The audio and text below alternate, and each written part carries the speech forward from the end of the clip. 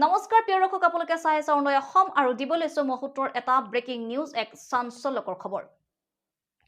ৰাজ্যত পুনৰ সংঘটিত হৈছে বোৱাৰী নিৰুদ্দেশৰ ঘটনা। এইবাৰ স্থান কামৰূপৰ বকো।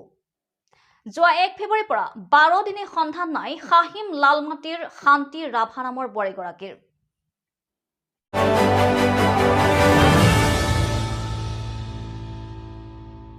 কামৰূপৰ বকো থানাৰ অন্তৰ্গত শাহিম লালমাটিৰ এগৰাকী বোৱাৰী নিৰুদ্দেশ হোৱা ঘটনাই অঞ্চলটোত চাঞ্চল্যৰ সৃষ্টি কৰিছে।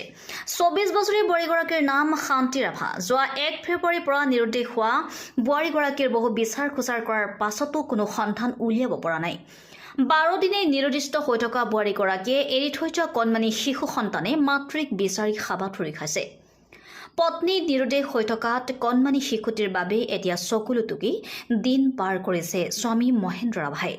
বোৱাৰীগৰাকীৰ সন্ধান উলিয়াব নোৱাৰি অৱশেষত পৰিয়ালৰ লোকে কাষ চাপিছে সংবাদ মাধ্যমৰ। সন্ধান লাভ কৰিলে 7896804288 নম্বৰত যোগাযোগ কৰিবলৈ আহ্বান জনাইছে স্বামী মহেন্দ্ৰ ৰাভাই। উপায়হীন হৈ পৰিয়ালে বোৱাৰী নিৰুদ্দেশ সম্পৰ্কে হাহিম আৰক্ষী চকীত এখন এজাহাৰ দাখিল কৰা বুলি জানিবলৈ দিছে।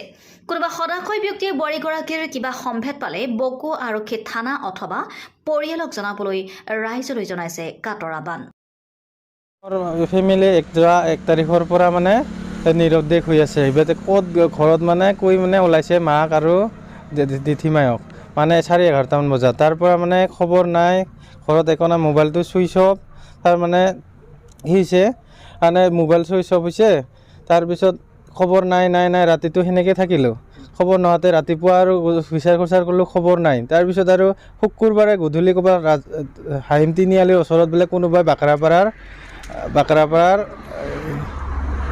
বাকৰাপাৰা এই ভাস্কৰৰ ভাই, তেখেতৰ নাম আছিল ঘৰৰ পৰা নিৰুদ্দেশ হৈছে মানে সেনেকুৱা আৰু। এতিয়া হাই কাজিয়া একো নাই আমাৰ, তাৰমানে সেইটো ৰিপৰ্টটো ক'ত আছে ক'ত নাই সেইটো মোক ঠিকনাটো লাগে। না কোনোবাৰ লগত পলাই গ'ল না কোনোবাই কিডনেপে কৰিল না, সেইটোৱে আৰু বেলেগ একো নাই। সেইখিনিয়ে মোৰ ক'বলগীয়া। এজাহাৰ এখন মই হাহিম থানাত দিছোঁ। তাৰপিছত সিহঁতেও কৈছে মোবাইলটো চুইচ অফ থকাৰ কাৰণে কোনো বিকল্প নাই বুলি পিনে কৈছে। সেইকাৰণে আৰু এতিয়া ইমান 10-12 দিন হৈ গ'ল। সেইকাৰণে মই এইখিনি ক'বলগীয়া। তাৰমানে সন্দেহ মানে কাৰোবাৰ ওপৰত সেনেকুৱা সন্দেহ নাই বৰ্তমানলৈকে, সন্দেহ পোৱা নাই মই সেনেকুৱা। এতিয়া কি ক'ম, এতিয়া সন্দেহ যদি মোক চুপচাপ যদি ফোন কৰিছিলেও যদি মই সেইটো নাজানো, মই তাৰমানে ৰাতিপুৱাই ওলাই যাওঁ কামত, সেইটো সেয়ে আৰু।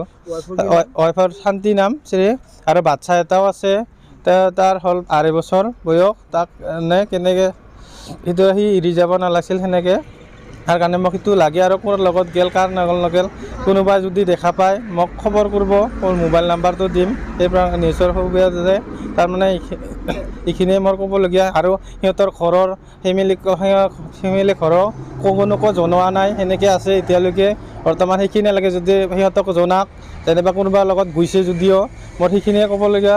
তাৰমানে আৰু আমাৰ অশান্তি হৈ থাকে। এতিয়া কোনোবাৰ লগত কিডনেপে কৰিল না পলাই গ'ল না, সেয়ে আৰু। এতিয়া সেইখিনি প্ৰুফটো লাগে। আৰু যদি ক'ৰবাত যদি যায়ো আছা বা কোনো হেৰি যায়ো যদি আছা, যদি ক'ৰবাত খং পৰি পিনে তুমি গুচি আহা, তাৰ কাৰণে মই এই জনাইছোঁ। তুমি যদি ক'ৰবাত বাচ্ছাটো চাই পিনে আহা, তাৰ কাৰণে মই অনুৰোধ কৰিছোঁ।